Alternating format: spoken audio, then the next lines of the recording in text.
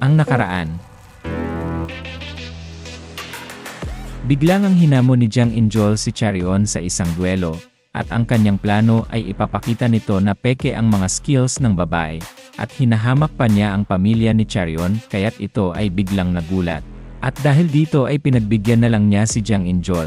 Ngunit sa di inaasahang pangyayari ay napakadali lang na tinalo ni Charion ang kupal, at ito ay napahiya sa gitna ng Dragon and Phoenix Award ceremony. At sa kasalukuyan ay galit na nga si Jiang Injol kay Charion, at labis-labis na ang kanyang paghihiganteng nadarama, kaya't inutusan niya ang kanyang alagad para kidnapin si Charion at dalhin sa kanya sa lalong madaling panahon. Ngunit napapatanong naman din ang kanyang bodyguard kung sigurado na ba siyang ipapakidnap nito ang ikalawang anak na babae ng Righteous Word Sect. Ngunit buong buo din naman na ang desisyon ni Jiang Injol at hindi na niya babaguhin ang kanyang mga sinabi. Kaya't napapatanong naman din si Chung So kung ano ang plano niyang gawin dito, at kung ang pagpapakidnap niya kay Charion ay dahil sa gusto niya itong patayin. Subalit bigla din namang nagsalita si Jiang Injol at sinabi nito na hinding-hindi sasapat ang pagpatay kay Charion ng ganun-ganun lang, at ang gusto niyang gawin ay ipapadama niya sa babae ang sakit na mas malala pa sa kamatayan. At sa laking gulat ng dalawa ay bigla din namang may pumasok habang sila ay nag-uusap, at napapasigaw na lang si Jiang Injol dahil ito pala ay ang kanyang ama na mayroon din palang masasamang mga planong nais gawin. At sa seryosong mukha ni Jiang Desang ay sinabi niya naman sa dalawa na ngayong gabi lulusubin at atakihin nila ang buong Righteous Word Sect at papatayin nila ang lahat ng mga taong nandoon. At dahil dito ay ipapakita nila sa lahat ng mga yon kung sino ba talaga ang mas malakas sa kanila, at ito ang mangyayari sa mga tao sa pagbangga sa kanilang pamilya. At dagdag pa nitong sinabi na pinapasama niya si Chung So dahil kinakailangan nila ng isang martial artist na mataas na ang level, at agad din namang pumayag si Chung So sa ipinapagawa ni Jiang Desang. At bigla din namang napatingin si Jiang Injol dito na para bang nagkaintindihan na sila sa kanilang mga gagawin, at wala din namang angal si Chung So sa planong pagkidnap kay Charion. At siya ay napapailing na lang dahil unahin niya ang babae na siyang pinakagustong ipagawa ni Jiang Injol sa kanya. At sa mga masasamang plano na nabubuo ngayong gabi, ay wala din namang kaalam-alam ang buong Righteous Word Sect na sila ay lulusubin ng Palm Essence Union, at sa galit na nadarama ng mga ito ay hindi na sila mapipigilan na maipatupad ang kanilang mga masasamang balak.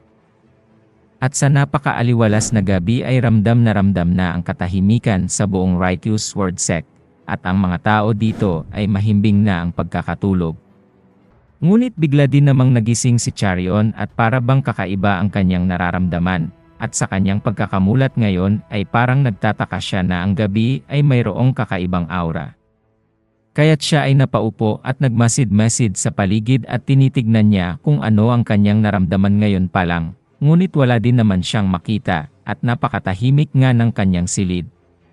Subalit hindi siya mapakali, at kitang-kita naman sa mukha ng babae na siya ay nangangamba, at hindi niya gusto ang kanyang nararamdaman ngayon na para bang mayroong malagim na mangyayari sa kanila. At patuloy pa din niyang pinagmamasdan ang paligid ng kanyang silid, ngunit hindi pa din siya mapakali dahil sa hindi normal ang katahimikan sa kanilang lugar. Kaya't sa muli niyang pagsusurvey sa paligid ay para bang buo na ang kanyang desisyon, at susundin nito ang kanyang nararamdaman, at minsan lang itong mangyari sa kanya. At napagdesisyonan na nga ni Charion na kunin ang kanyang espada kahit nasa kalagitnaan ng gabi, dahil hindi talaga niya maipagsasawalang bahala ang kanyang kakaibang nararamdaman at hindi siya makakatulog habang iniisip ito. At bigla nga siyang tumakbo palabas ng kanyang silid, at sinasabi niya sa kanyang sarili na mayroon siyang nararamdaman na intensyon ng pagpatay na nakapalibot sa kanilang compound. At sa ngayon ay makikita na nga na kahit sa kanilang bubong ay naghihintay na ang mga masasamang tao, at dahan-dahan lang silang gumagalaw para hindi magising ang mga tao sa baba. Ngunit nararamdaman naman din ni Charion na nandito na silang lahat, at nabilang pa nga ng babae kung ilan ang mga taong susugod sa kanila na may daladalang mga sandata. At dahil sa mga nakikitang ito ni Charion ay agad din naman siyang nag-alala sa kanyang pamilya, at sa isip nga niya ay dapat niyang dalian na alertohin ang mga ito para makapaghanda sa paglusob sa kanila. Ngunit ang hindi niya inaasahan ay bigla din namang mayroong umatake sa kanyang likuran, at siya ay nabibigla na lang dito, ngunit naiwasan pa din naman niya ang atake, at makikita na nga na ito ay isang taong nakamaskara na walang plano na buhayin ang babae. Ngunit hindi din naman nagpahuli si Charion at hinugot din niya ang kanyang espada, at dahil sa pagkakailag niya sa atake, ay ika-counter-attack niya ito ng napakabilis. At hindi din naman inaasahan ng bandido ang atake ni Charion at hindi ito nakapaghanda, at sa napakabilis na espada ng babae, ay tinamaan niya ang leeg nito. At sa pagkagulat ng bandido ay hindi niya alam na tumatagas na pala ang kanyang dugo sa kanyang leeg, kaya't napapahawak na lang ito, at hindi niya inaasahan na malakas din pala ang martial arts ni Charion. At sa patuloy na pagbulwak ng kanyang mga dugo, ay hindi na ito nakapagsumbong sa kanyang mga kasama. At sa pagkakataong ito ay napapahiga na lang ang bandido sa sahig, at wala ng buhay, kaya't sa mga nasasaksihang ito ni Charion ay nabibigla na lang siya. At dahil sa mga ginawa niyang ito, ay hindi pa rin matanggap ng kanyang katawan na nakapatay siya ng isang tao, at sobra-sobra ang kanyang panginginig sa biglaang mga pangyayari. Ngunit tinatagan din naman ni Charion ang kanyang loob, at iniisip niya na wala ng oras para alalahanin pa ang kanyang konsensya dahil siya ay nakapatay ng isang tao. Sapagkat mayroon pa siyang mas importanteng dapat natutukan ng pansin, kaya't sa ngayon ay tinawag na nga niya ang kanyang pamilya at hahanapin niya kung saan sila nagtungo sa gitna ng kaguluhang ito. At sa kasalukuyan naman ay makikita si Joke Legion na nakaupo lang at para bang mayroong malalim na iniisip, habang tinitignan naman niya ang kanyang Azure Heaven Sect na malapit nang matapos. At siya ay biglang napalingon sa kanyang gawing kaliwa, dahil mayroong tumatawag sa kanya, at ang sinasabi ng boses ay mayroong kakaibang nangyari, at magugulat siya sa kanyang mga maririnig na balita, kaya't ibinaling na lang ng ating bida ang kanyang atensyon dito. At sa ngayon ay sinasabi na nga ni Muyong na nabalitaan niyang ang kanilang informant na nandoon sa Righteous Word Sect ay nag-report sa kanya at sinabi na mayroong malagim na nangyayari sa lugar na yon at dapat niya itong ipagbigay alam agad kay Joke Legion. At dagdag pa niya na ang lugar ni Charion ay inaambush ng 100 mga bandido, kaya't nagugulat din naman ang ating bida, at hindi niya inaasahan na malalagay sa panganib si Charion sa ganitong oras ng gabi at kinakailangan niyang umaksyon agad. Dahil sa mga oras na ito ay posible din naman na mawawasak na ang buong Righteous Word Sect, subalit sa ngayon ay patuloy pa din namang dinidepensahan ni Charion ang kanilang lugar kahit na mag-isa lang siya at duguan na ang kanyang katawan dahil sa kanyang napatumbang mga kalaban. At sa ngayon ay kayang-kaya pa din namang labanan ng babae ang mga bandido ng paisa-isa, at makikita din naman na unti-unting pinapatay ni Charion ang mga bandido. At hindi nila inaasahan na ang nag-iisang babaeng ito ay kaya silang patayin at bawasan, at sa bawat pagtalsik ng kanilang mga dugo ay sigurado din naman ang kanilang pagbagsak.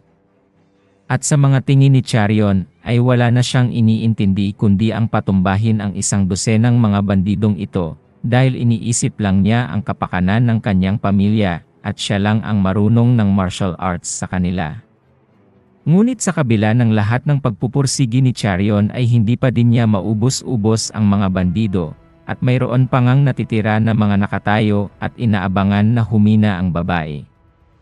At sa pagkakataong ito ay napapalibutan din naman si Charion ng mga nakamaskarang mga tao, at pinoprotektahan pa din naman niya ang kanyang ina sa kanyang likuran.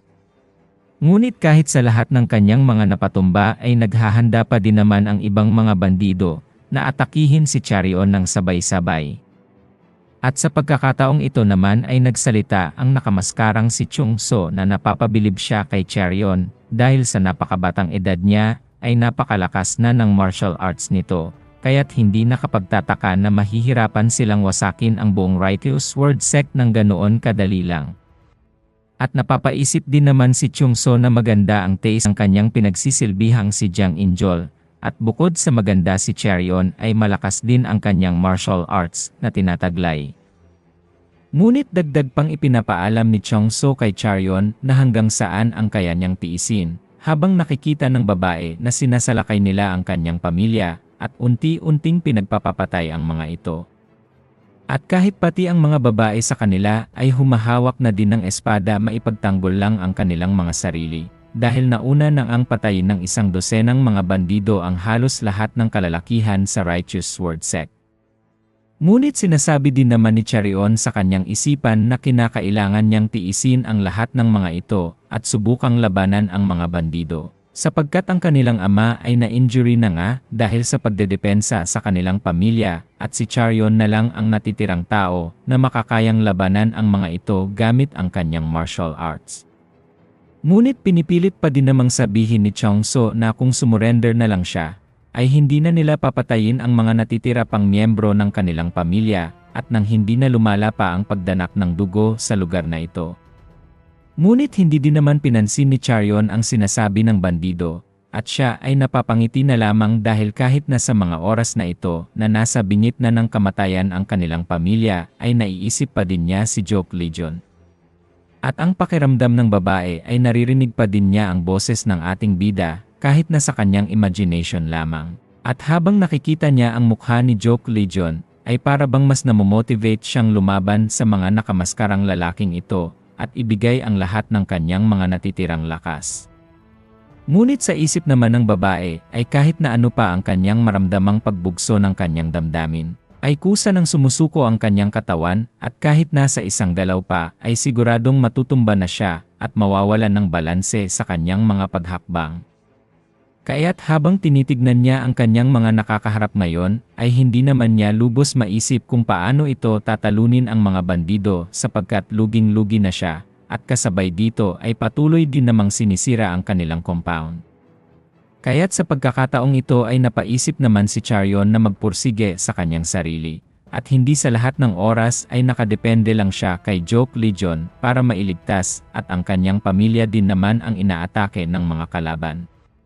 Kaya't kahit na magkasugat-sugat ang kanyang katawan at mapuno ng dugo ang kanyang mga damit, ay sinimulan pa din naman ni Charyon na umatake, at ayaw na niyang umasa sa kahit na sino man sa ngayon, at ang sarili na niya ang kanyang lubos na pagkakatiwalaan. Ngunit kahit na ano pa ang gawin niyang pag-atake, ay kinukulang na siya ng lakas at ng internal energy para hawakan ang kanyang espada. At dahil doon ay bigla din namang tumalsik ito dahil inatake siya ng kanyang kalaban. Ngunit inutusan din naman ni Chongso ang kanyang alagad na huwag na muna nitong atakihin si Charyon, dahil mayroon pa siyang gagawin dito, at ito ang utos ng kanyang master na si Jiang Injol. Kaya't dahil dito ay dumiretso din naman agad ang lalaki patungo sa pamilya ni Charyon, at ang utos ay patayin ang mga ito para wala nang matira sa lugar. At wala din namang magagawa ang ama at ina ni Charyon dahil napapalibutan na sila ng mga ito. At napapapikit na lang din ang lalaki, at para bang tinatanggap na nila na katapusan na ng kanilang sekta, at hindi na nila maililigtas pa ang kanilang mga sarili.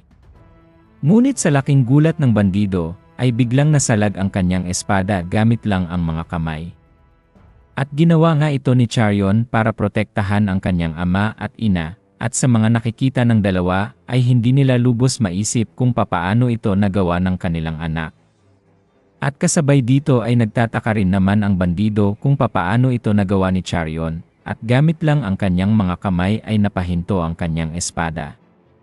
At makikita naman na si Charyon ay nakasuot ng invisible gloves na ibinigay sa kanya ni Joke Legion, at ang gloves na ito ay nagtataglay ng kapangyarihan ng hangin na magagamit kapag ito ay nilagyan ng kahit na kaunting internal energy lamang.